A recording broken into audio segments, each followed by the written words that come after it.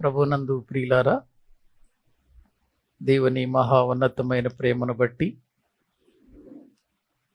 ఆయన ఉచితమైన కృపను బట్టి మరొకసారి మనం దైవ సన్నిధానములో చేరి ఈ రీతిగా ప్రభు మాటలు వినటానికి మరొక అవకాశాన్ని దేవుడు మనకు కలిగించినందుకు మనము ప్రభువుని ఎంతగానో స్తుతించవలసిన వారమై ఉంటున్నాం.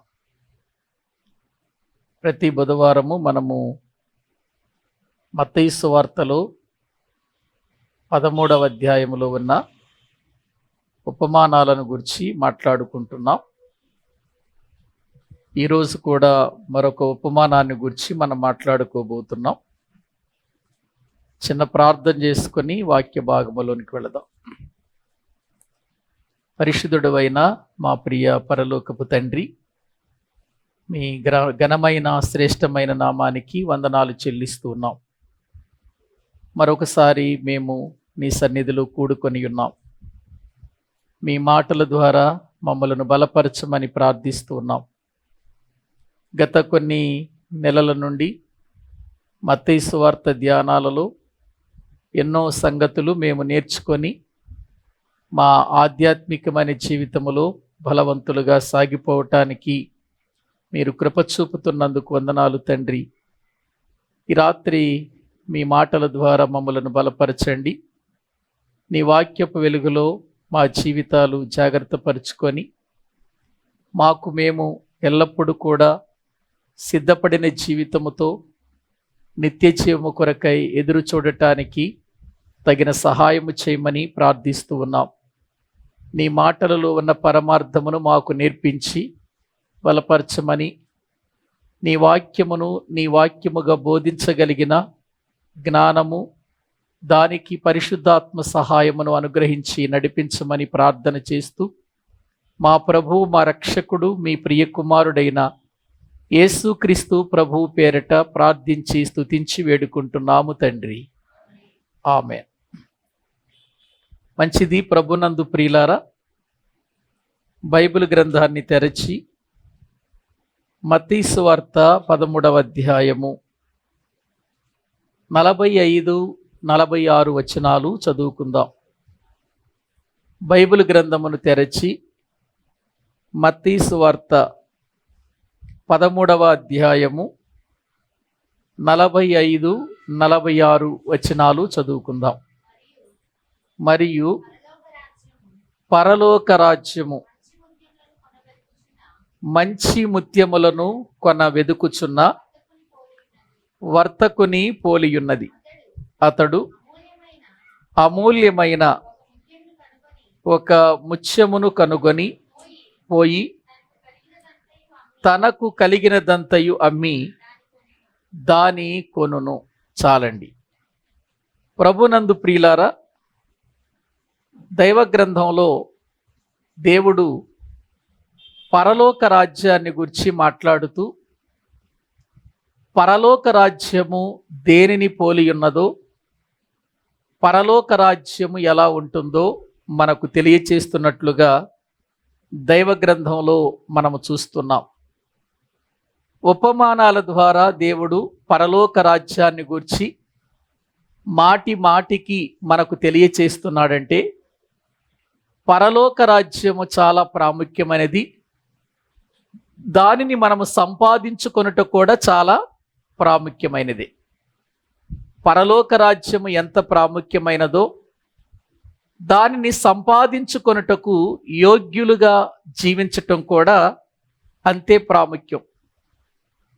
అసలు బైబిల్ గ్రంథం యొక్క ఉద్దేశమే పాపి అయిన ప్రతి మనిషిని రక్షించి పరలోకానికి చేర్చాలనేది ఈ బైబిల్ యొక్క ఉద్దేశమై ఉన్నట్లుగా మనం చూస్తున్నాం.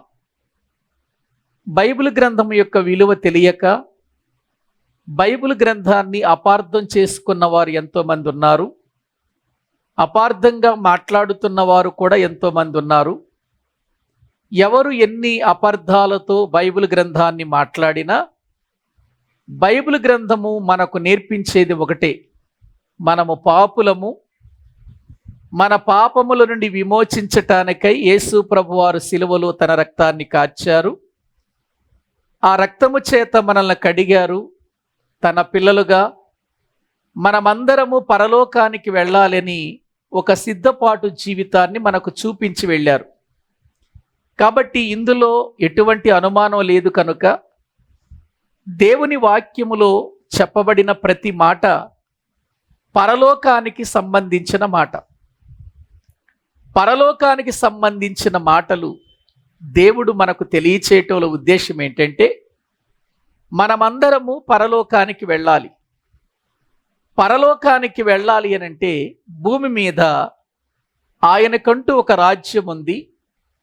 ఆ రాజ్యం ఎలా ఉంటుందో మనము తెలుసుకోవాలని దేవుడు తన గ్రంథంలో వ్రాయించినట్లుగా మనం చూస్తున్నాం. పరలోక రాజ్యాన్ని గురించి అనేక విషయాలు ప్రభువు చెప్పారు. విత్తువాని ఉపమానములో చెప్పాడు. గోధుమలను గుర్చిన ఉపమానములో మనకు తెలియచేశారు. తరువాత దాచబడినటువంటి పొలములో దాచబడిన ధనమును గుర్చిన విషయాలతో మనకు తెలియచేశాడు. ఈరోజు మనము చెప్పుకుంటున్నటువంటి ప్రియులారా, పరలోక రాజ్యపు ఉపమానమును దేంతో పరలోక రాజ్యాన్ని పోల్చాడు అని చెబుతుందంటే, వాక్యంలో మనము చూస్తున్నాం, మంచి ముత్యములను కొన వెదకుచున్న వర్తకుని పోలి ఉన్నది. పరలోక రాజ్యం దేంతో పోలిందట? మంచి ముత్యములను కొన వెదుకుచున్న వర్తకుని పోలి ఉన్నది. మంచి ముత్యములు, మంచి ముత్యములు అన్ని చోట్ల దొరకవు. మంచి ముత్యములు ఉన్నాయి అనంటే ప్రియులారా, డూప్లికేట్ ముత్యాలు కూడా ఉన్నాయి అనే విషయాన్ని మనం మర్చిపోకూడదు. వాస్తవంగా ముత్యములు అనగానే స్త్రీలందరికీ బాగా తెలుసు. ఎందుకంటే వారు మెడలో వేసుకోవటానికి రకరకాలైనటువంటి ముత్యాలను వాడేటువంటి పరిస్థితులు మనము ఈ లోకములో చూస్తూ ఉంటాం. ఎప్పుడైనా ముత్యములు కొనటానికి వెళ్ళినప్పుడు ప్రతి స్త్రీ షాపులో వాళ్ళు అడిగే మాట ఏంటంటే, ఇవి మంచి ముత్యాలేనా అని అడుగుతారు. ఎందుకంటే ఒక ముత్యము కొనాలి అని అనుకున్నప్పుడు దానికి ఉన్నటువంటి ప్రియులారా ఒరిజినాలిటీని కూడా మనము గుర్తించాలి. ఎందుకంటే డూప్లికేట్ కూడా ఒరిజినల్ లాగానే కనబడుతుంది, కానీ ప్రియులారా ఒరిజినల్లో ఉన్నటువంటి ఆ స్వభావము డూప్లికేట్లో ఉండదు దేనిలోనైనా.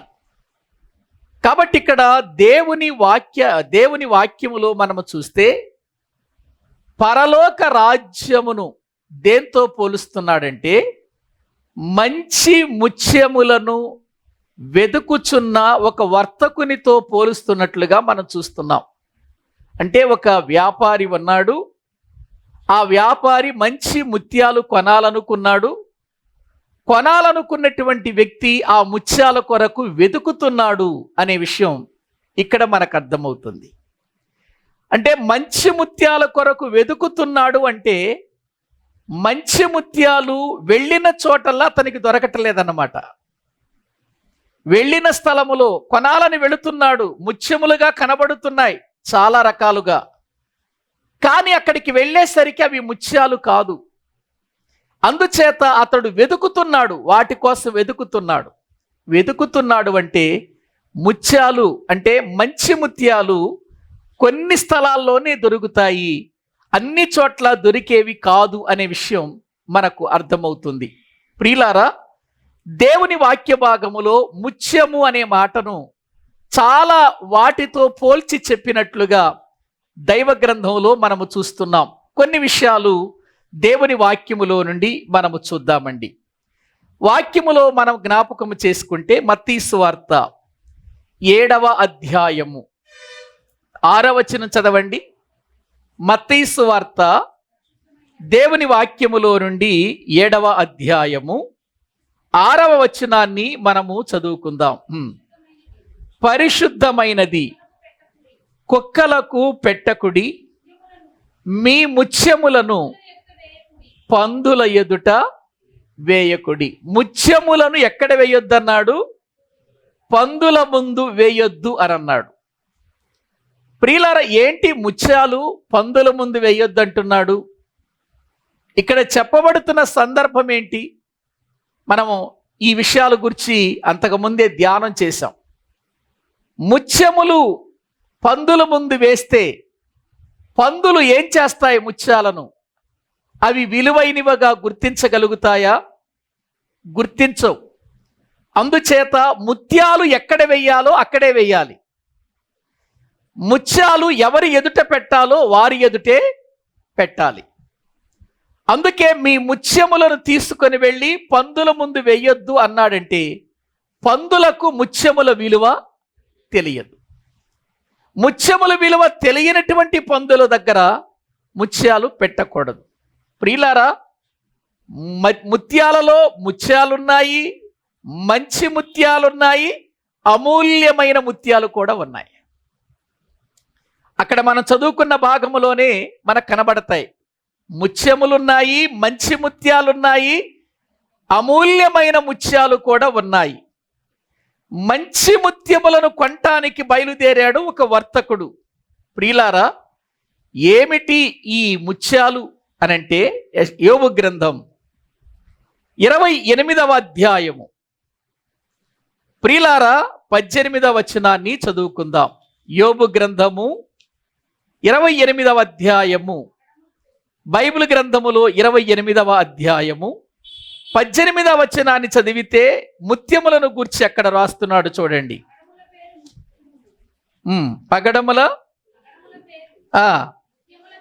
ముత్యముల పేరు దాని ఎదుట ఎత్తనే కూడదు. చాలండి. పగడముల పేరు, ముత్యముల పేరు దాని ఎదుట ఎత్తనే కూడదు అని చెబుతున్నాడండి. ఇక్కడ కొన్ని ప్రాముఖ్యమైన విషయాలు చెబుతున్నాడు. కొన్ని ముత్యాలు ఉన్నాయట, పగడాలు ఉన్నాయట. రెండు విలువైనవే కదా. పగడములు విలువైనవే, ముత్యాలు కూడా విలువైనవే.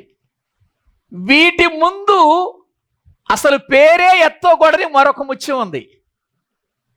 ప్రియులారా, అదేంటో తెలుసా?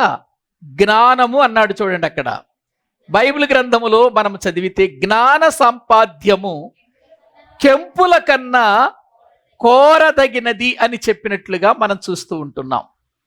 కాబట్టి మనము గుర్తించవలసిన విషయం ఏంటంటే, లోకములో ముత్యములు విలువైనవిగా మనము చూస్తున్నాము, కానీ ముత్యముల కంటే కూడా విలువైనటువంటి మరొక ప్రియులారా ముత్యం ఉంది. అది చాలా విలువైనది. అసలు ఈ లోక సంబంధమైన ముత్యముల పేరు వాటి ఎదుట ఎత్తకూడదు అన్నాడు. దేని గురించి మాట్లాడుతున్నాడు అంటే జ్ఞానాన్ని గురించి మాట్లాడుతున్నాడు. ఏంటి? జ్ఞానము ముత్యముల కంటే కూడా విలువైనదా? విలువైనదే. అందుకే నీ సంపాదన అంతా ఇచ్చి ఏం సంపాదించుకోమన్నాడు? జ్ఞానమును సంపాదించుకోమన్నాడు. సామెతల గ్రంథము 8వ అధ్యాయము 11వ వచనం చదవండి. సామెతల గ్రంథము 8వ అధ్యాయము 11వ వచనం.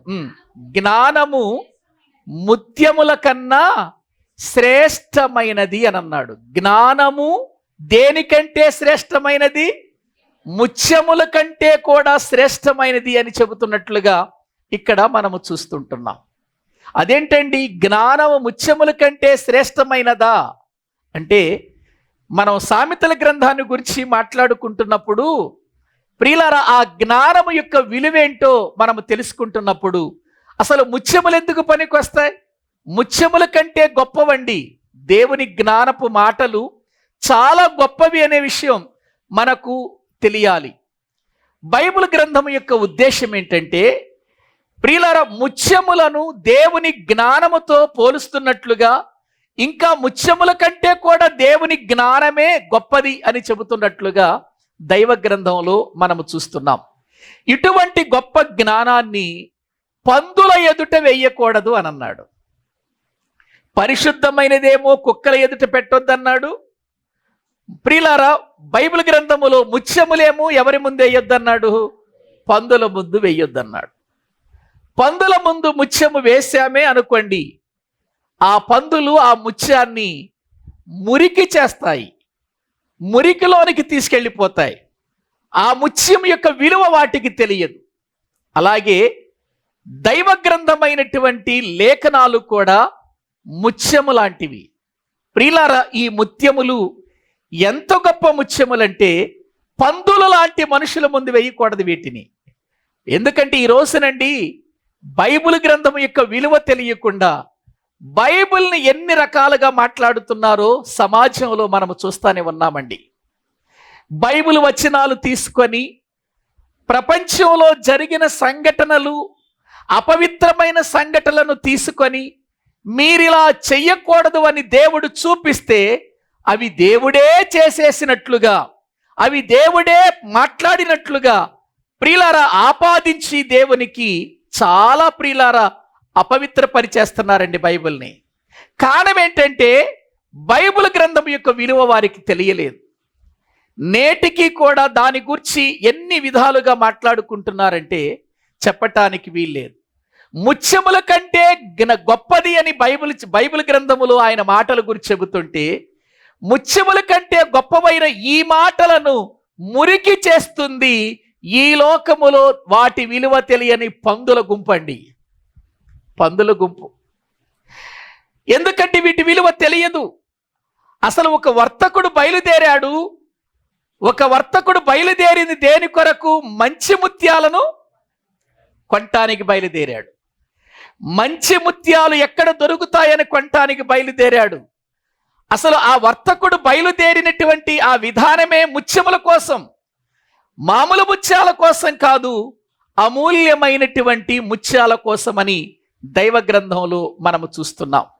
ప్రియులారా, రండి ఇప్పుడు మళ్ళీ మత్తయి సువార్తలోనికి వద్దాం. 13వ అధ్యాయము 45వ వచనం. మరియు పరలోక రాజ్యము మంచి ముత్యములను కొన వెదకుచున్న వర్తకుని పోలియున్నది. అతడు అమూల్యమైన ఒక ముత్యమును కనుగొని పోయి తనకు కలిగినదంతయు అమ్మి ఆ దాని కొనును. చాలండి. ఒక వర్తకుడు మంచి ముత్యాలు కొనటానికి బయలుదేరాడు. కానీ ఒక చోటండి ఆయనకి అమూల్యమైన ముత్యం కనపడిందట. ఏ ముత్యం? అమూల్యమైన ముత్యం కనపడిందట. అమూల్యము అంటే ప్రియులారా వెలకట్టలేనిది, ధర కట్టలేనిది. ఈ లోకములో ధర కట్టలేని ముత్యం ఎక్కడుంది చెప్పండి? ఏమండి, ధర కట్టలేని ముత్యం ఎక్కడుంది ఈ లోకములో? మన ముత్యాల షాపుకి వెళ్ళామనుకోండి, ఎంత మంచిది చూపించినా దానికి ధర ఉంటుందా ఉండదా? ఉంటుందండి, ఉంటుందండి. ఎంత మంచిది చూపించినా దానికి ధర ఉంటుంది. ధర కట్టలేని ముత్యం ఎక్కడైనా ఉందా? అమూల్యమైన ముత్యాన్ని కనుగొన్నాడట ఈ వ్యక్తి, ఈ వర్తకుడు, ఈ వ్యాపారం చేసేవాడు. మంచి ముత్యాలు కొనేవాడికి ఒక మంచి అమూల్యమైనటువంటి ముత్యము కనబడిందట. ప్రియులారా, కనబడేసరికి పరిగెత్తుకుంటూ తన ఇంటికి వెళ్ళి తనకు కలిగినదంతయు ఏం చేశాడు? అమ్మివేశాడు. తనకు కలిగినదంతయు అమ్మివేసి వచ్చి ఆ ముత్యమును కొన్నట్లుగా దైవ గ్రంథంలో మనము చూస్తున్నాం. ప్రియులారా, ఎక్కడుంది అమూల్యమైన ముత్యం? ధర కట్టలేనటువంటి ముత్యం ఎక్కడుంది? ధర కట్టలేనటువంటి ముత్యాలు మనకెక్కడ దొరుకుతాయి? ఆలోచించండి. ఒకవేళ ధర కట్టలేని అమూల్యమైనటువంటి ముత్యములు ఎక్కడైనా దొరికితే ప్రియులారా వాటిని కూడా ధరతోనే కొనాలి. మనం ధరతోనే కొనాలి. అమూల్యమైనది ఎక్కడ దొరకదు. కానీ అమూల్యమైనవి బైబిల్ గ్రంథములో కొన్ని ఉన్నాయి. ఆ అమూల్యమైనటువంటివి ఏమిటో ఒక్కసారి బైబిల్ గ్రంథంలో మనం చూస్తే అసలు అమూల్యమైనటువంటిది ఎవరో మనకు అర్థమవుతుంది.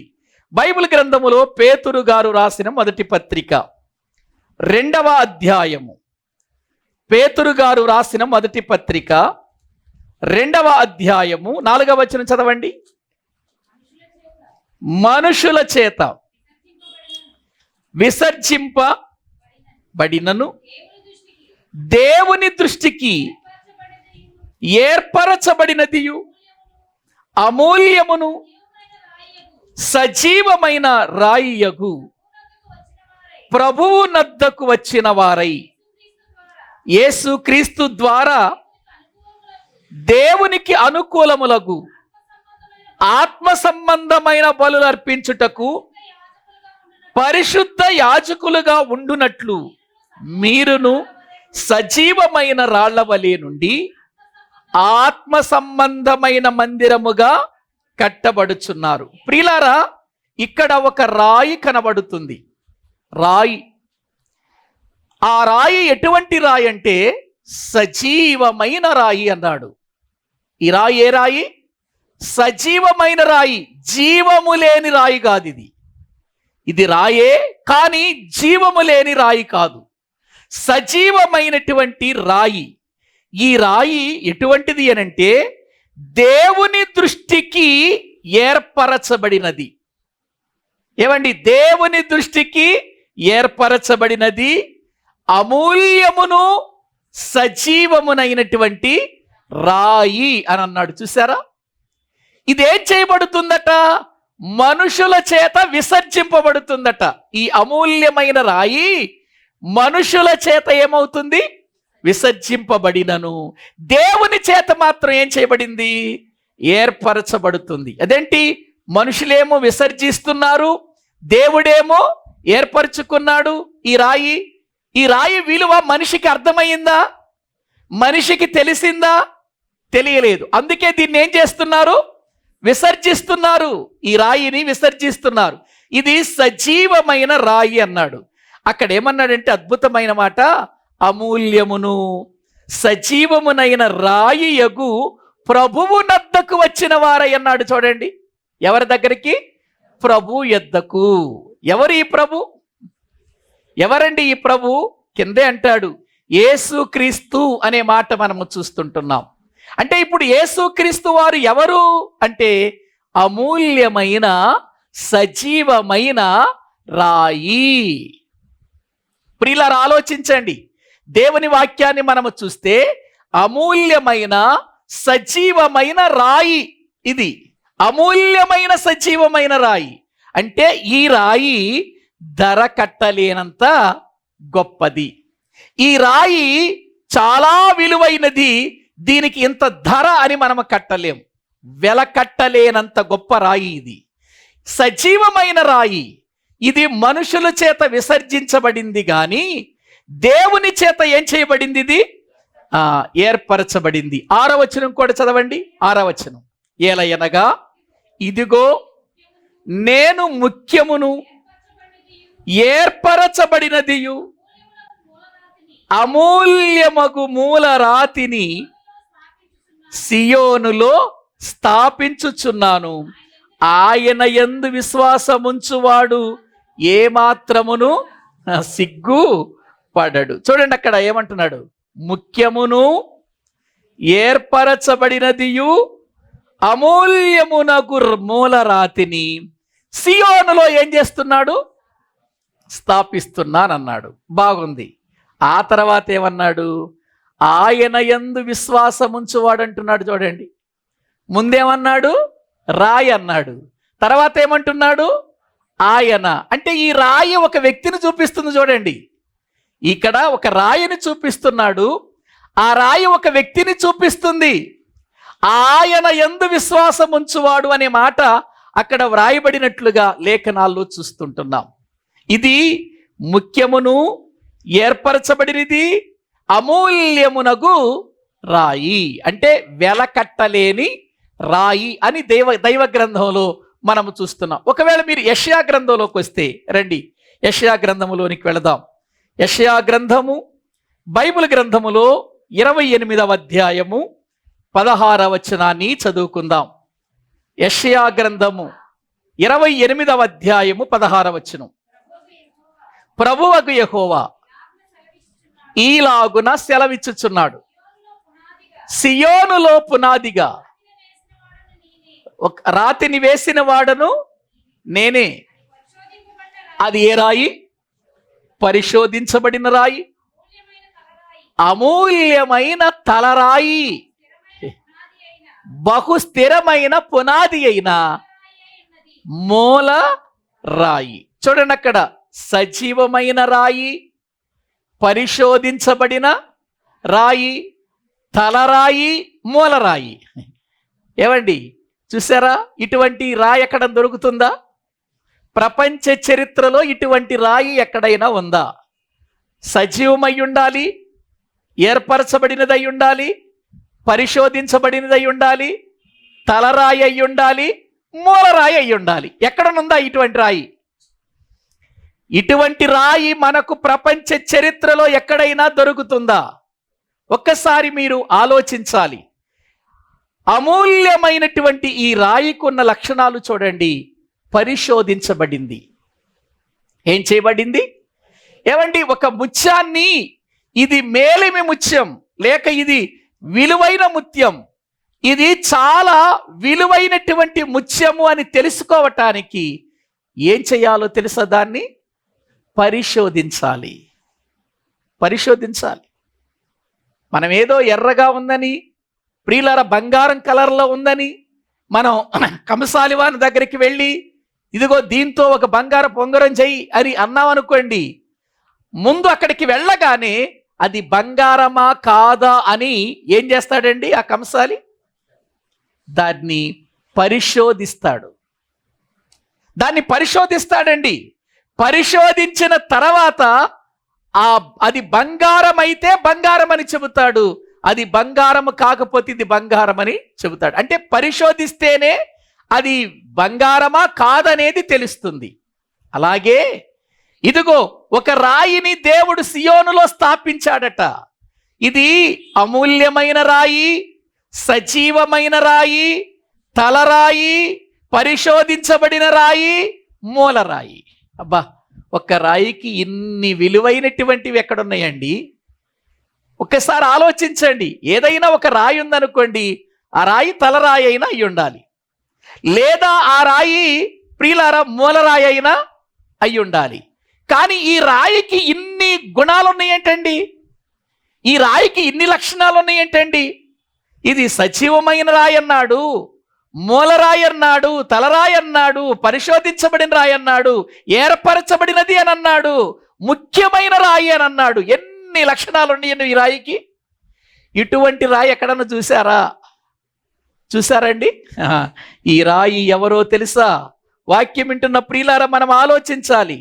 రండి, దేవుని వాక్యములో పేతురు గారు రాసిన 2వ పత్రిక 1వ అధ్యాయము 4వ వచనం. పేతురు గారు రాసినటువంటి 2వ పత్రిక 1వ అధ్యాయము 4వ వచనం.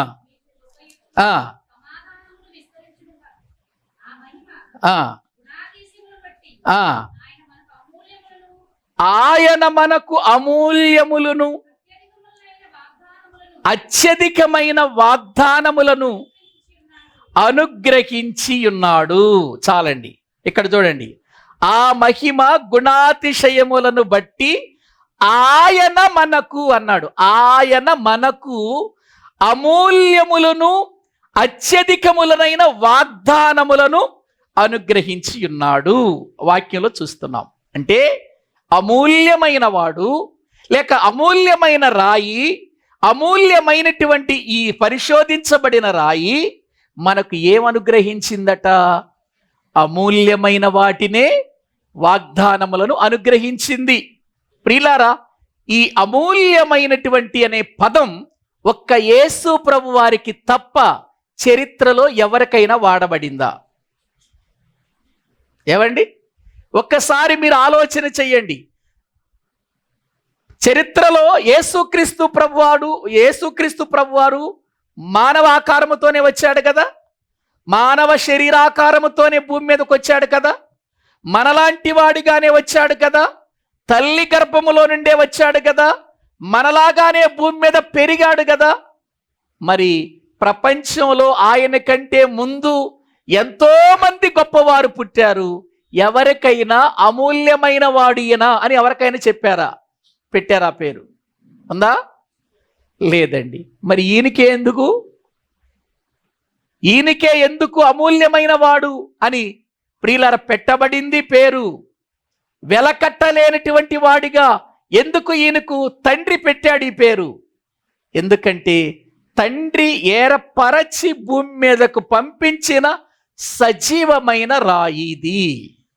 సజీవమైన రాయి ఉండగా, ప్రియులారా, అమూల్యమైన రాయి ఉండగా, పరిశోధించబడిన రాయి ఉండగా, ఏర్పరచబడిన రాయి ఉండగా, ఇవే లక్షణాలు లేని రాయి మనకెందుకు?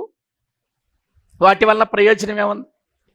ఈ రాయి మనకు అమూల్యమైన వాటిని అనుగ్రహించింది.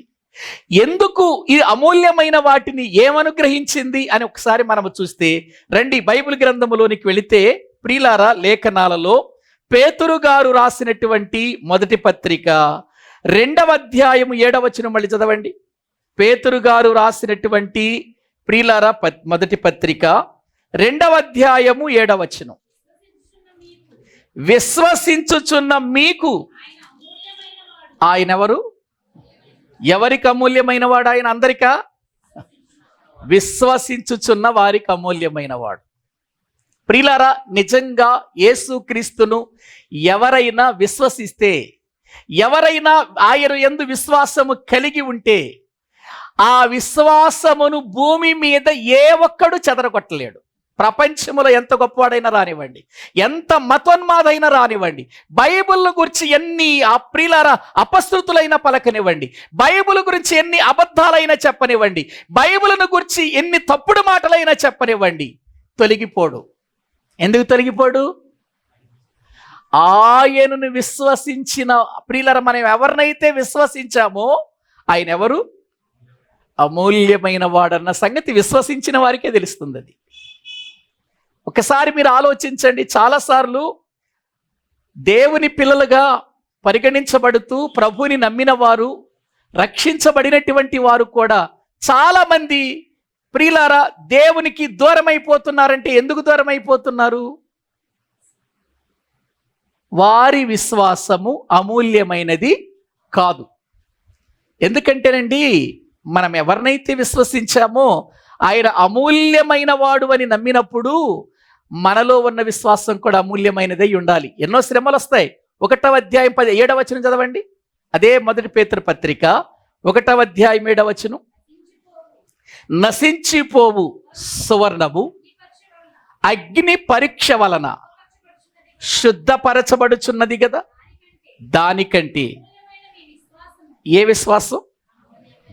అమూల్యమైన మీ విశ్వాసం. అంటే మనలో ఉన్న విశ్వాసము కూడా ధర కట్టలేనిదే. ఎందుకంటే మనం నమ్మిన వాడెవరు? అమూల్యమైన వాడు, ధర కట్టలేని వాడు. ఇంత ధర అని చెప్పలేం. ధర కట్టలేని వాడు, ధర కట్టలేని విశ్వాసం మనలో పెట్టాడు. ప్రియులారా, పెట్టినప్పుడు ఎన్నో విధాలైనటువంటి శోధనలు వస్తాయండి విశ్వాసి జీవితంలో. ఈ శోధనల చేత ఏం చేయబడాలట? మనం పరీక్ష. ఈ శోధనలే మనకు పరీక్ష. ఈ పరీక్షలో నిలవాలి. అలా నిలిచేవాడే అమూల్యమైన వాడిని విశ్వసించిన వాడు. విశ్వసించిన వాడే అమూల్యమైన వాడు అని ఆయన నమ్ముతాడండి. ప్రియులారా, గ్రహించండి. చాలాసార్లు ఎందుకు ఒక దేవుని నమ్మిన బిడ్డ వెనక్కి తిరిగి వెళ్ళిపోతున్నారంటే, వాళ్ళు నమ్మినటువంటి వాడు అమూల్యమైన వాడు అన్న విషయం వారికి ఇంకా అర్థము కాలేదు. ఇటువంటి వాళ్ళంతా ఎందుకు వస్తారు తెలుసా? ఏమండి, మేలులు పొందటానికే వస్తారు దేవుని దగ్గరికి. దేవుని దగ్గరకు వస్తే ఏదైనా మేలు జరగాలి, దేవుని దగ్గరకు వస్తే ఏదైనా కార్యం జరగాలి. ఒకవేళ కార్యం జరగలేదనుకోండి, మేలు జరగలేదనుకోండి, ప్రభువుని విడిచిపెట్టి వెళ్ళిపోతారు. వాళ్ళు సరైనటువంటి ప్రియులారా జీవితము కలిగిన వారు కాదు. వారు అమూల్యమైనటువంటి వ్యక్తి మీద విశ్వాసం ఉంచిన వారు కాదు. నిజంగా మనము దేవుని యందు విశ్వాసం ఉంచితే ప్రియులారా, శుద్ధ సువర్ణము అగ్నిలో వేయబడి పరిశోధించబడి ఎన్నో సుత్తి దెబ్బలు తిని ఒక ఆకారములోనికి వచ్చేంత వరకు కూడా మౌనముగా ఉంటుందో, దేవుని పిల్లలు కూడా ఎన్నో శ్రమలు వస్తాయండి. ఈ భూమి మీద కష్టాలు వస్తాయండి, నలగొట్టబడతామండి మనం. కానీ దేవుడు తన స్వరూపంలోనికి మనల్ని మార్చుకుంటాడు. అప్పుడే మనము అమూల్యమైన వారం అవుతాం. అమూల్యమైన మీ విశ్వాసం అనే మాట అదే అన్నాడు అక్కడ. పేతురు గారు రాసిన 2వ పత్రిక 1:1 కూడా చూడండి. ప్రియులారా, వాక్య భాగములో మనము చూస్తే పేతురు గారు రాసినటువంటి 2వ పత్రిక 1:1.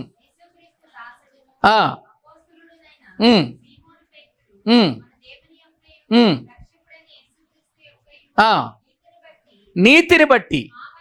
ఆ, ఎవరికట? ఏ విశ్వాసం పొందిన వారికి? అమూల్యమైన విశ్వాసము పొందిన వారికి అన్నాడు. చూడండి ప్రియులారా, నేనేదో విశ్వాసిని అని మనం చెప్పుకుంటే కుదరదండి. పరలోక రాజ్యం అంటే మరి అదే. పరలోక రాజ్యము ఎప్పుడు అమూల్యమైన వాటి కొరకు ఎదురు చూస్తుంది. అమూల్యమైన వాటి మీదే మనసు పెడుతుంది పరలోక రాజ్యం. పరలోక రాజ్యం అంటే ఎవరు? పరలోక రాజ్యం అంటే ఎవరు? రక్షించబడిన పరిశుద్ధులు, మనమే. పరలోక రాజ్యం అంటే మనమేనండి. పరలోక రాజ్యము ఏ ముత్యాల కొరకు ఎదురు చూస్తుంది? మంచి ముత్యాల కొరకు ఎదురు చూస్తుంది. అమూల్యమైన ముత్యాల కొరకు ఎదురు చూస్తుందండి. కాబట్టి ఇక్కడ వాక్య భాగములో మనము చూస్తే దేవుని పిల్లలమైనటువంటి మనం విశ్వాసముగా మిగిలిపోకూడదు. ఏ విశ్వాసములోనికి రావాలి? అమూల్యం. మళ్ళీ చదవండి వచ్చిన మళ్ళీ.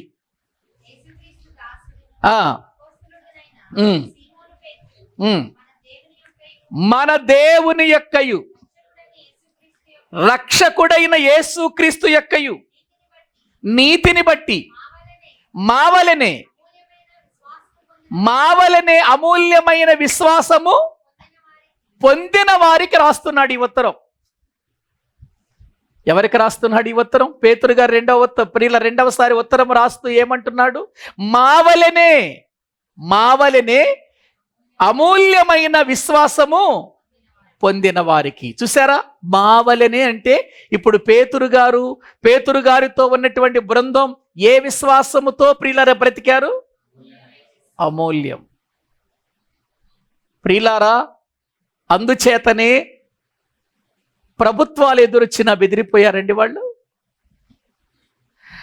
వారి ఎదుట నిలబడి ప్రభుత్వాలు మిమ్మల్ని చంపేస్తామన్నారు, చావుకు భయపడి పారిపోయారా? అనేక రకాలైనటువంటి ప్రియులర బండ కొయ్య వేసి చెరసాలలో పడద్రోశారు, చీకటి చెరసాలలో. భయపడ్డారా? భయపడలేదు. ప్రభుని విడిచి వెళ్ళిపోయారా?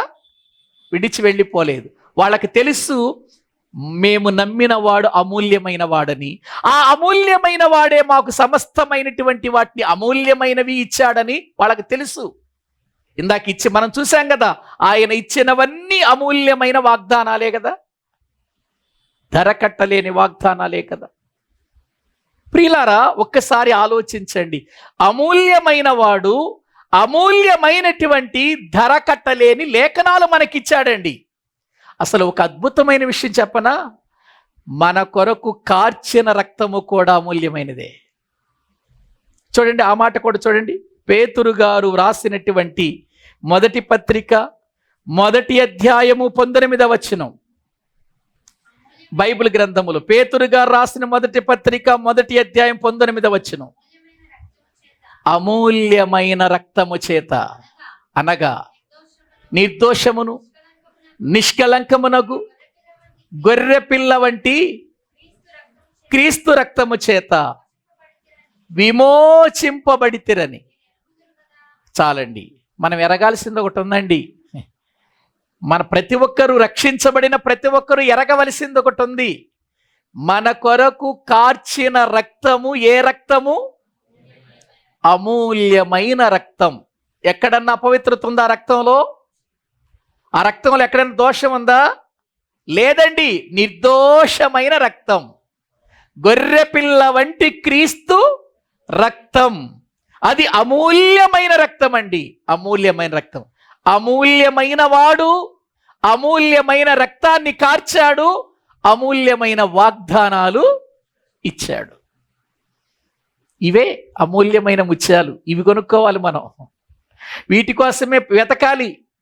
ప్రియులారా, ఈ అమూల్యమైన ముత్యాలు ఎక్కడ పడితే అక్కడ దొరుకుతాయా? అమూల్యమైన ముత్యాలు ఎక్కడ పడితే అక్కడ దొరకవండి. ముత్యాలు దొరకవచ్చు, అమూల్యమైన ముత్యాలు దొరకవండి. గ్రహించారా? ఈ రోజున చాలా మంది క్రైస్తవ జీవితంలో వెతుకుతున్నారు, దొరకక వెతుకుతున్నారు వీటిని. వాక్యం అర్థం కాక, వాక్యములో ఉన్న విషయాలు తెలియక, మాకు వాక్యాన్ని ఎవరు సరిగా బోధిస్తారా, ఎవరు వాక్యాన్ని సరైన విధానములో మాకు తెలియచేస్తారా వెతుకుతున్నారండి. వెతుకుతున్నారు, దొరకటం లేదు. అందుకే ఈ వర్తకుడు వెతుకుతున్నాడు. చూసారా, ఈ వ్యాపారి వెతుకుతున్నాడు, చూసారా? ప్రియులారా, ఒకసారి ఆలోచించండి. పరలోక రాజ్యము అంటే నేనేదో బాప్తిసం పొందేశాను, సంఘంలోనికి వచ్చేసాను, ఇక పర్వాలేదు, నాకు పరలోకం దొరుకుతుంది అని అనుకోకండి. ప్రభువుని నమ్మిన ప్రతి ఒక్కరూ, ప్రభువుని ఎరిగిన ప్రతి ఒక్కరూ అమూల్యమైన ముత్యాలు కొరకు వెతకాలి. అమూల్యమైనటువంటి ముత్యాలు మనకు బోధించేవారెవరు? అమూల్యమైన ముత్యాలు మనకు అమ్మేవారెవరు? గ్రహించారా? అమ్మేవారెవరు? ప్రియులారా, పరిగెత్తుతున్నాడు ఈ వర్తకుడు, వాటి కోసం పరిగెత్తుతున్నాడు. ఎక్కడో పరిగెత్తగా దొరికినాయి. వెంటనే ఏం చేశాడు? పరిగెత్తుకుంటూ వచ్చేశాడు. ముందు తనకు కలిగినదంతయు అమ్మేశాడండి. ఎందుకు అమ్మేశాడండి? ప్రియులారా, ఎందుకు అమ్మేశాడు? తనకు కలిగినదంతా ఎందుకు అమ్మేశాడు? అమూల్యమైన ముత్యం కొనటం కోసం. అపోస్తులండి తమకు కలిగినదంతయు అమ్మి అపోస్తుల పాదాల దగ్గర ఎందుకు పెట్టారో తెలుసా అండి? వాక్యంలో మనం చూస్తున్న ఆది సంఘంలో అనేకులు వారి చరాస్తులను, వారి స్థిరాస్తులను అమ్మి వాటి కలిగినదంతయు కూడా ఎందుకు అపోస్తుల పాదాల దగ్గర పెట్టారు? వాళ్ళు అందించే మాటలు ఏ మాటలు? అమూల్యమైన మాటలు, అమూల్యమైన ముత్యములు. అవి ముత్యాలు. ఆ ముత్యాలు ప్రియులార వీరు కొనుక్కోవటానికి మీరు మాకు బోధించండి, మాకు తెలియచేయండి, ఇంకా మేము తెలుసుకుంటాం, దీనికోసమే మా సమస్తము ఇస్తున్నాం. ఎందుకు అంత ప్రయాసపడ్డారు వాళ్ళు? ఎందుకు ఆ విధంగా చేశారు వాళ్ళు? ఒకసారి ప్రియులారా వాక్యాలు చూడండి. ఒకసారి అపోస్తుల కార్యముల గ్రంథం, దేవుని వాక్యములో ప్రియులారా మనము చూడగలిగితే అపోస్తుల గ్రంథం, అపోస్తుల కార్యముల గ్రంథం 4వ అధ్యాయము 32వ వచనము నుండి చదువుకుందాం. విశ్వసించిన వారందరూ ఏక హృదయమును ఏకాత్మయు గలవారయుండిరి, ఎవడును తనకు కలిగిన వాటిలో ఏదియు తనదని, వారికి కలిగినటువంటి వాటిలో తనదని అనుకోవట్లేదట. ఏది? ఎవరు వీళ్ళు? విశ్వసించిన వారందరూ ఏక హృదయము ఏకాత్మయు గలవారై ఉన్న వీళ్ళంతా తమకు కలిగినది తమది కాదని వాళ్ళు ప్రియులారు అనుకుంటున్నారు. చూడండి, వారికి కలిగినదంతయు వారికి సమష్టిగా ఉండెను. ఇదియుగాక అపోస్తలులు బహుబలముగా ప్రభువైన యేసు పునరుత్థానమును గూర్చి సాక్ష్యమిచ్చిరి. దైవకృప అందరి యందు అధికముగా ఉండెను. భూములైనను ఇండ్లైనను కలిగిన వారందరూ వాటిని అమ్మిన వాటి వెల తెచ్చి అపోస్తలుల పాదముల యొద్ద పెట్టుచూ వచ్చిరి. వారు ప్రతివానికి వారి అక్కడి కొలది పంచిపెట్టిరి గనుక వారిలో ఎవనికి నీ కొదువలేక పోయెను. చూసారండి, ఆది సంఘము చేసిన పని, దేవుని పని జరగాలి, దేవుని వాక్యం అనేకుల యొద్దకు వెళ్ళాలి, అనేకులు దేవుని మాటలు వినాలి, దేవుని సంగతులు తెలుసుకోవాలి. ఈ ముత్యము లాంటి మాటలు మనకింకా మళ్ళీ దొరకటం కష్టం. చూసారా ఎంత ప్రయాసపడ్డారో వాళ్ళు. హెబ్రీలకు రాసిన పత్రికలో ఒక మాట ఉండదు చూడండి. హెబ్రీలకు రాసినటువంటి పత్రిక దేవుని వాక్యాన్ని ప్రియులారా మనము చూస్తే 10వ అధ్యాయము దేవుని వాక్య భాగములో 35వ వచనాన్ని మనము చదువుకుందాం. కాబట్టి మీ ధైర్యముని విడిచిపెట్టకుడి, దానికి ప్రతిఫలముగా గొప్ప బహుమానము కలుగును. మీరు దేవుని చిత్తమును నెరవేర్చిన వారై వాగ్దానము పొందు నిమిత్తము మీకు ఓరిమి అవసరమై ఉన్నది. 34వ వచనం చదవము. 34వ వచనం, ఎలాగనగా మీరు ఖైదులో ఉన్న వారిని కరుణించి మీకు మరి శ్రేష్టమైనదియు స్థిరమైనదియునైనా స్వాస్థ్యమున్నదని ఎరిగి మీ ఆస్తి కోల్పోవుటకు. ఏం కోల్పోతున్నారండి వీళ్ళు? ఎందుకు అంత సంతోషం వీళ్ళకి? అంత ఆనందం ఏంటండి వీళ్ళకి? ఆస్తి కోల్పోవలసినంత ఆనందం ఏంటి వీళ్ళకి? ప్రియులారా, దైవ సేవకులను జైల్లో వేసినా జైల్లో కూడా ఏమందించబడుతుంది? సువార్త అందించబడుతూనే ఉంది. జైల్లో అనేకులు రక్షించబడుతున్నారు.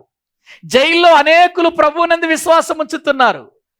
ప్రియులరా, వీళ్ళని ఎక్కడ వేసినా కూడా, జైల్లో వేసినా సువార్త ఆగట్లేదు, జైలు బయటున్నా సువార్త ఆగట్లేదు. ప్రియులారా, దీనికి వెనుక ఉన్న సంఘాలు ఎంత ప్రోత్సాహకరంగా ఉన్నాయంటే, ఈ మాటలు మానవ జీవితాలను మార్చే మాటలు, పరలోకానికి తీసుకుని వెళ్ళే మాటలు, రాజ్యాన్ని సమకూర్చే మాటలు. కాబట్టి ఇదిగో వీరికి మనము సహాయము చేయాలని వారు తమ ఆస్తులను కోల్పోవటకు కూడా ఏం చేశారు చెప్పండి? ప్రియులారా, ఇష్టపడ్డారు, సంతోషంగా ఇచ్చినట్లుగా దైవ గ్రంథంలో మనము చూస్తుంటున్నాం. ఎందుకు ఇచ్చారు అంటే, ప్రియులారా, దేవుని వర్తమానం లోకం మొత్తానికి వెళ్ళాలి, ప్రపంచం మొత్తం వెళ్ళాలి అని వారు దేవుని పని కొరకు ఎంతగా ప్రియులారా ఇచ్చారో దైవ గ్రంథంలో మనము చూస్తుంటున్నాం. అందుకే మంచి ముత్యాలు ప్రియులార కోసం వెతుకుతున్నాడు.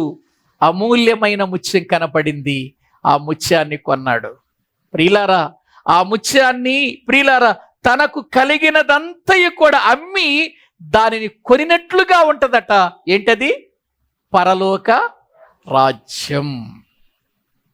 ఆలోచించండి ప్రియులారా, దేవుని మాటల యొక్క విలువను మనము గుర్తించాలి. పరలోక రాజ్యం అంటే అదేనండి.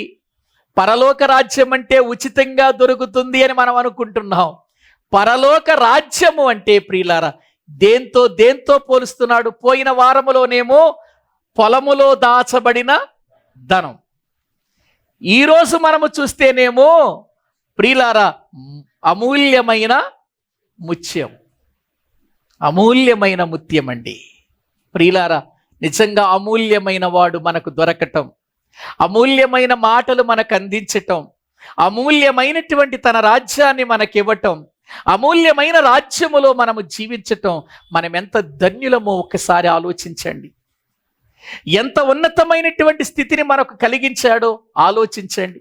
కాబట్టి మనము కూడా ఎప్పుడైనా ఏ సమయంలోనైనా మంచి అమూల్యమైన ముత్యాల కొరకే వెతకాలి. పరలోక రాజ్యంలో ఉన్న ప్రతి వ్యక్తి వెతకాల్సింది ఏంటో తెలుసా?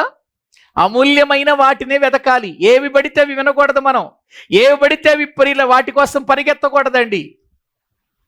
అమూల్యమైన మాటలు, మన జీవితాన్ని పరలోకానికి తీసుకుని వెళ్ళే మాటలు పరలోక రాజ్యంలో ఉన్న వాళ్ళు చేయాలండి. ఇది మనం పరలోక రాజ్యంలో ఉన్నాం, ఒక రోజున పరలోకానికి వెళతాం. మనం ఎక్కడున్నాం? పరలోక రాజ్యంలో ఉన్నాం. దేనికోసం ప్రయాసపడుతున్నాం? పరలోకం కోసం ప్రయాసపడుతున్నాం. పరలోక రాజ్యములో ఉన్న మనం పరలోకానికి వెళ్ళాలి అని అంటే మంచి ముత్యాలు కావాలి మనకి. ఏ ముత్యం పడితే ఆ ముత్యం కాదు, అమూల్యమైన ముత్యాల కోసం వెతకాలి. ఎక్కడ దొరుకుతాయి? ప్రియులారా, ఆ ముత్యాల కోసమే వెతికితే మన జీవితములో ప్రియులారా ప్రియులార బ్రతుకునందు గొప్ప మేలు పొందుతామండి. ఈ వర్తకుడు మంచి వ్యాపారే గాని ఇతడు మంచి ముత్యాల కోసం వెతుకుతున్నాడు. చూడండి, మనమందరము వర్తకులమే. రక్షించబడిన మనమందరం ఎవరమండి? వర్తకులమే. మనమందరము వ్యాపారమే. ప్రియులార, వ్యాపారం చేయాలి మనం. ఎందుకో తెలుసా? తలాంతులు ఇచ్చి వెళ్ళాడు మనకి. యజమానుడు ఏమి చెల్లాడు? తలాంతులు ఇచ్చాడు. ఎందుకు ఇచ్చాడు? ఈ తలాంతులతో నేను వచ్చే వరకు మీరు వ్యాపారం చెయ్యండి. ఒకడికి 10 ఇచ్చాడు, ఒకడికి 5 ఇచ్చాడు, ఒకటికి 1 ఇచ్చాడు. ఏవండి, ఒక్కసారి ఆలోచించండి. మళ్ళీ వస్తాడా యజమానుడు? వస్తాడు. వచ్చినటువంటి వాడు మనకిచ్చిన వాటి బట్టి లెక్క అడుగుతాడా? అడుగుతాడు. అడిగినప్పుడు తలాంతును దాచిపెట్టే విధానంలో ఉండకూడదు. చెడ్డదాసులం అయిపోతాం. ఇచ్చిన వాటితో ఏం చేయాలి? మనం వ్యాపారం చేయాలి. అంటే అనేకులను ఈ ముత్యముల లాంటి మాటలు, ఈ ప్రియుల అమూల్యమైనటువంటి ప్రభువుని గురించి లోకానికి ప్రకటించి పరలోక రాజ్యంలోకి తీసుకొచ్చేయాలి. వాళ్ళని కొనాలి.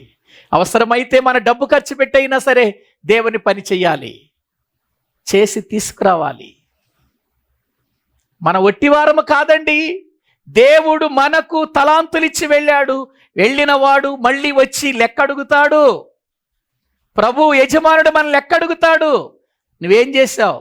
అయ్యా, నువ్వు ఇదిగో ఈ 5 తలాంతులు ఇచ్చావు కదా, ఈ 5 తలాంతులతో నేను వ్యాపారం చేసి మరొక 5 తలాంతులను సంపాదించాను చెప్పాలి. మరి 2 తలాంతులు ఇచ్చిన వాడిని అడుగుతాడు, నువ్వేం చేశావు? అయ్యా, నువ్వు 2 తలాంతులు ఇచ్చావు కదా, వాటితో నేను వ్యాపారం చేసి మరొక 2 తలాంతులు సంపాదించాను. మరి 1 తలాంతు ఇచ్చిన వాడిని అడిగాడు, నువ్వేం చేశావు? నేనేం చేశాను? భూమిలో పాతి పెట్టా, వ్యాపారం చేయలే నేను. నువ్వు చల్లని చోట కోయి వాడవు, విత్తని చోట కోయి వాడవు అన్న సంగతి నాకు తెలుసు. కాబట్టి నేను దాన్ని ఏం చేశాను? లోపల భూమిలో దాచిపెట్టాను. ప్రియులారా, ఎవరికి ఫలితం దొరికింది? ఎవరికి తగిన ప్రతిఫలము దొరికింది? వ్యాపారము చేసి సంపాదించిన వారికి దొరికింది. దాచిపెట్టిన వాడికి దొరికిందా? దాచిపెట్టొద్దు. మనందరం వర్తకులం. దేవుడు మన చేతికి అమూల్యమైన ముత్యాలిచ్చాడు. అమూల్యమైన ముత్యాలిచ్చాడు. ఈ ముత్యాలు చేత పట్టుకుని లోకానికి వెళ్ళాలి. మనం ముత్యాలు కనుగొన్నాం. మనం కనుగొన్న తర్వాత కనుగొన్నామని ఆనందపడటం కాదు, కనుగొనిన మనం ఏం చేయాలో తెలుసా ప్రియులారా?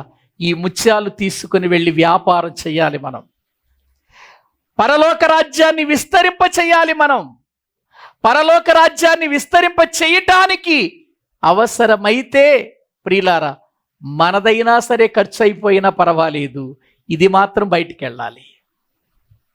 వాక్యం వింటున్న మనం ఆలోచించాలి. ప్రియులారా, వెతుకుచున్నటువంటి ఒక వ్యక్తి, వర్తకుడుగా ఉన్న వ్యక్తి మంచి ముత్యాల కొరకు ప్రయాసపడ్డాడు. మంచి ముత్యం దొరికింది, దాన్ని కొన్నాడు. ప్రియులారా, దాన్ని ఎంత కొన్నాడు? తనకు కలిగినదంతయు ఖర్చు అయిపోయాడు.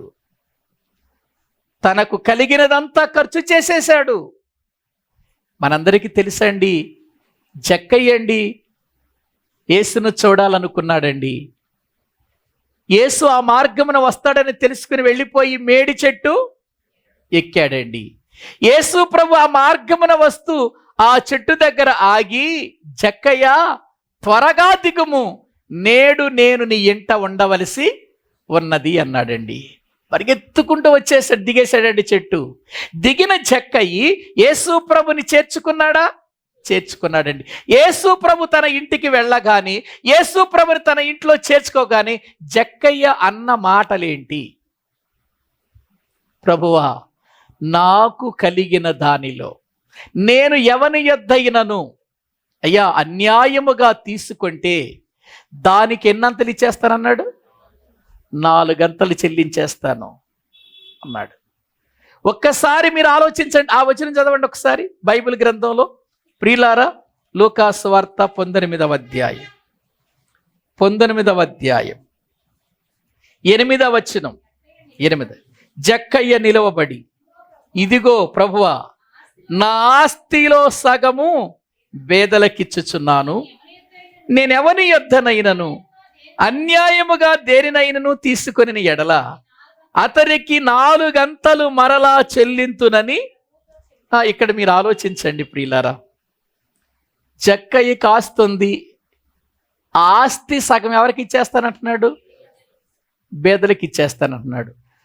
తనకున్నటువంటి ఆస్తి సగం బేదలకు ఇచ్చేసాడనుకో, తన దగ్గర ఎంత ఉంటుంది? ఇంకా సగం ఉంటుంది. సరే, ఆ సగమైనా తను ఉంచుకొని సంతోషపడదామని అనుకున్నాడా? అనుకోవట్లేదు. ఏమంటున్నాడు? ఎవని యొద్దనైనా నేను అన్యాయముగా దేనినైనా తీసుకొని ఎడల అతనికి ఎంత ఇస్తానంటున్నాడు? 4 అంతలు ఎందుకు? తీసుకున్నంత ఇచ్చేస్తే సరిపోద్దిగా. తీసుకున్నంత ఇచ్చేస్తే సరిపోద్దిగా. లేదు, తీసుకున్న దానికి డబుల్ ఇస్తే సరిపోద్ది కదా. 4 అంతలు ఇస్తానంటున్నాడేంటి? ఏవండి, అమూల్యమైన వాడు దొరికాడు, అమూల్యమైనది దొరికింది. ఇక ఈ లోకములో ఉన్నది తన జీవితములో ఆశించటం లేదు. ఎందుకు? ఇప్పటి వరకు ఆశించాడు, ఇప్పటి వరకు దానికోసమే ప్రయాసపడ్డాడు, ఇప్పటి వరకు దానికోసమే కష్టపడ్డాడు. మోసం చేశాడో లేకపోతే అన్యాయంగా తీసుకున్నాడో ఎలాగైనా తీసుకొనివ్వండి, గొప్ప ధనవంతుడయ్యాడు. అయ్యాడా? ఏవండి, వాక్య భాగములో ప్రియులారా మనము చూస్తే అతడు ధనవంతుడనే పైన ఉందిగా, 2వ వచనంలో ధనవంతుడైన ఉంది కదా. ఆ ధనవంతుడునైన జక్కయ్య అనే మాట ఉందా? ఆ ధనవంతుడయ్యాడండి, ధనవంతుడయ్యాడు. ధనవంతుడవ్వటానికి ఎన్ని అడ్డదారులు దొక్కాడో చూడండి. ఇన్ని అడ్డదారులు దొక్కి ధనాన్ని సంపాదించుకున్న తర్వాత, సమకూర్చుకున్న తర్వాత, ఆ ధనమంతటిని చూసుకొని ఆనందపడుతున్న టైములో యేసు ప్రభు తన ఇంటికి వచ్చాడు. ఇప్పుడు అంటున్నాడు, ఆ ధనం వద్దంటున్నాడు ఏంటి? ఇంకా ఆ ధనం ఇక నాకొద్దు, సగమేమి ఎవరికి ఇచ్చేస్తాను? పేదలకు ఇచ్చేస్తాను. ఎవరి దగ్గరైనా నేను అన్యాయముగా తీసుకుంటే వాళ్ళకేమో 4 గంటలు చెల్లించేస్తాను అంటున్నాడు. ఇంక ఈయన దగ్గర ఏముంటది? ఆయనకు అర్థమైంది ఏంటంటే, తనకు దొరికింది అమూల్యమైన ముత్యం, తనకు దొరికింది అమూల్యమైన వాడు, తనకు దొరికింది తన జీవితంలో ప్రియులారా ఎన్నడూ ఊహించనంత గొప్ప విలువైన ప్రియులారా ముత్యం. అందుకే ఇక నువ్వు ఉండగా నాకు ఇవేమీ అవసరం లేదయ్యా. ఆసాబంటాడే, ఆకాశమందు నీవు నాకుండగా ఈ లోకములో ఏదియు నాకు అక్కరలేదు అని అన్నాడంటే దాని అర్థం ఏంటి? దాని అర్థం ఏంటి? ఇవన్నీ నాకు అక్కర్లేదు అన్నాడంటే ఆకాశములో అన్నీ నువ్వు ఇచ్చేవాడవై ఉండగా నువ్వు నాకు ఇస్తున్నప్పుడు ఇంకా నేను దేనికోసం ఎదురు చూడాలి? దేనికోసం ప్రయాసపడాలి నేను? అదండి, చూసారా? ఒక దేవుని నమ్మినవాడు, దేవుని యందు భయభక్తులు కలిగిన వాడు, నీతిమంతుడు, అమూల్యమైనటువంటి ముత్యములను గూర్చి ఎరిగినవాడు, అమూల్యమైన ముత్యాన్ని కొన్నవాడు ప్రియులారా తన జీవితములో అతడు వర్తకాన్ని మానేయలేదు. అది కొన్నాడు, కొన్న తర్వాత విస్తరణ జరిగింది, విస్తరణ జరిగింది. మన జీవితంలో కూడా అంతేనండి. ప్రభువు నమ్మాం, విశ్వసించాం, ప్రభు దగ్గరకు వచ్చాం, ప్రభునందు ప్రియులారా మనము విశ్వాసం ఉంచి సాగిపోతున్నాం. అవసరమైతే దేవుని వాక్యాన్ని వినిపించటానికి, విలువైన మాటలు వినిపించటానికి ప్రియులారా మన డబ్బు ఖర్చు పెట్టైనా సరే మరొకరికి వినిపించటానికి మనం సిద్ధపడాలి. నాకు తెలిసిన ఒక ఆటో డ్రైవర్ ఉన్నాడు ప్రియులారా. ఆయన ఏం చేస్తాడో తెలుసా? మంచి దేవుని మాటలు ఎక్కడైతే వినబడుతున్నాయో అక్కడికండి ఊరు వాళ్ళందరినీ పోగు చేసి ఆటో ఎక్కించుకుని మీటింగ్లు తీసుకెళ్ళిపోతాడు. ఆయన కూడా దైవ సేవకుడే. ఆటో డ్రైవర్ అంటే డ్రైవర్ కదా, ఆయన దైవ సేవకుడు. ఆయన సేవకుడై ఉండి ఆటో నడుపుకుంటూ దేవుని సేవ చేస్తూ ఆయన ఎక్కడైనా మంచి మాటలు ఎక్కడికి పడితే అక్కడ తీసుకెళ్ళడం, మళ్ళీ ఎక్కడ మీటింగ్లు అయితే అక్కడ తీసుకెళ్ళడు. ఈ మాటలు సంఘానికి ఉపయోగం, ఇదిగో ఈ బోధ మనకు అవసరం, ఈ బోధ వింటే మన సంఘం బలపడుతుంది అనుకున్నాడంటే అందరినీ ప్రియులర పోగు చేసి ఆయనే భోజనం ఖర్చు పెట్టుకొని ఆయనే ప్రియులర ఆటో ఎక్కించుకొని వెళ్ళి వారికి వాక్యం అని వినిపించి మళ్ళీ తీసుకొస్తాడు. అది ప్రియులర విలువైన లేక అమూల్యమైన ముత్యమును కొన్నవాడి పని అదే చేస్తాడు. పరలోక రాజ్యము మంచి ముత్యములను కొన వెదకుచున్న వర్తకుని పోలి ఉన్నది. ప్రియులరా అతడు వెతుకుచుండగా అతనికి ఒక అమూల్యమైన ముత్యము కనబడింది. ఆ అమూల్య ముత్యమును కొనటానికి అతడు తనకున్నదంతా ఏం చేశాడు? ఖర్చు చేశాడు, అమ్మేశాడు. అమ్మి ఏం కొనుక్కున్నాడు చెప్పండి? ప్రియులారా మన దగ్గర ఎప్పుడైనా ప్రియులారా ఒక మంచి బైబిల్ ఉంటేనే అది గొప్ప అనేటువంటి పరిస్థితి మనకు కనపడదండి. కొంతమందిని చూస్తాను, ఆదికాండం ఉండదు, ప్రకటన గ్రంథం ఉండదు బైబిల్లో. అయినా కానీ దాన్ని అట్లేసి తీసుకొస్తారే. కొత్తది కొనుక్కుంటే ఏమైంది? ఎంత? 300. అమ్మో, 300 రూపాయలు బైబిల్, 200కి ఇరా. మళ్ళీ బేరాలు ఎక్కడా? ఏమన్నా ఇందులో అమూల్యమైన ముత్యము లాంటి మాటలు లేవా? అసలు దీనికి బేరం ఆడొచ్చా? బైబిల్ గ్రంథం కొనటానికి బేరం ఆడొచ్చా అండి? మీ బైబిల్ చిరిగిపోతే కొత్త బైబిల్ కొనుక్కోండి, విలువైన మాటలు ఇవి. దాచుకోవాలి. సంవత్సరానికి 2-3 బైబిల్ కొనుక్కుని దాచుకుంటాను నేను. నిజమండి. ఒకవేళ ఎవరైనా కావాలిస్తే, ఎవరికైనా అవసరమైతే ఇచ్చేస్తాను, ఆ బైబిల్ ఇచ్చేస్తాను, మీ దగ్గర ఉంచుకోండి, వాడుకోండి. ప్రియులారా, ఎందుకు మనం చెయ్యాలి ఈ పని అంటే, దేవుడు మనకు అప్పగించిన బాధ్యత. నువ్వు కనుక్కున్నావు, నీకు తెలిసింది, నీకు అర్థమయ్యింది. అమూల్యమైన వాడు, అమూల్యమైన ముత్యమేంటో నీకు అర్థమైంది. అమూల్యమైన ముత్యము నీకు అర్థమైనప్పుడు ఆ ముత్యమును గూర్చి ఇతరులకు తెలియాలా వద్దా? చెప్పాలా వద్దా? ఆ ముత్యాన్ని వాళ్ళు కూడా కొనుక్కునేటట్టు చెయ్యాలా వద్దా? చెయ్యాలి. ఇతడు కొన్నాడు అంటే, ఈ ఎవరి దగ్గర అయితే ఇతడు కొన్నాడో ఆ అమూల్యమైన ముత్యములు వాడు కూడా కొనుక్కున్నవాడేగా కదా. కాబట్టి నా ప్రియ సహోదరి సహోదరులారా, పరలోక రాజ్యము విలువ తెలిస్తే దేవుని పనిలో, దేవుని పని కొరకు మన జీవితాలు అప్పగించటంలో ఎక్కడ కూడా వెనుకాడమండి. ఎక్కడ కూడా వెనుకాడం. అది మన జీవితంలో మనం నేర్చుకోగలిగితే, అది మన జీవితంలో మనం తెలుసుకోగలిగితే మనము ధన్యులం, పరలోక రాజ్యములో గొప్పవారం అనబడతాం. ఏమండి, పరలోక రాజ్యంలో గొప్పవారు అల్పులు కూడా ఉంటారా? ఉంటారుగా. యోహాను గారిని చూసి ఏమన్నాడు ప్రభు? ఏమండి, యోహాను గారిని చూసి ప్రభు ఏమన్నాడు? ఇదిగో నీవు కుడిచిన స్తనములు ధన్యములైనవి అని మాట్లాడుతుంటే ఆయన అన్నాడు, నా తండ్రి చిత్త ప్రకారం చేసేవాడు దానికంటే ధన్యుడు. యోహాను, ప్రియులారా, యోహాను గారు బాప్తిసం ఇచ్చేటువంటి యోహాను స్త్రీలు కనిన వారందరిలో గొప్పవాడు అన్నాడు. అయినా పరలోక రాజ్యములు అతడు అల్పుడు అనబడను అన్నాడు. ఉంటారా? అల్పులు ఉంటారా? పరలోక రాజ్యంలో అల్పులు గొప్పవాళ్ళు ఉంటారా? ఉంటారు. మరి నువ్వు గొప్ప స్థానాన్ని సంపాదించుకుంటావో, స్వల్ప స్థానాన్ని సంపాదించుకుంటావో, అల్పుడిగా మిగిలిపోతావో, గొప్పవాడిగా మిగిలిపోతామో, అది మన చేతిలోనే ఉంది. అర్థం చేసుకొని ప్రియులారా, ఆ అమూల్యమైనటువంటి ముత్యములు లాంటి ఆయన మాటల యందు జీవించటానికి, వాటిని కొనుక్కోవటానికి ప్రయాసపడదాం. దేవుని కొరకు జీవించటానికి ఇష్టపడదాం. తలల వంచండి. ప్రభు ఈ మాటలు దీవించునుగాక. అందరూ కూడా తలల వంచండి, ప్రార్థన చేసుకుందాం. పరిశుద్ధుడైన తండ్రి, ప్రేమ కలిగిన ప్రభువా, మీ వందనాలు. అమూల్యమైన మీ మాటలు మా జీవితములో మీరు అనుగ్రహించారు.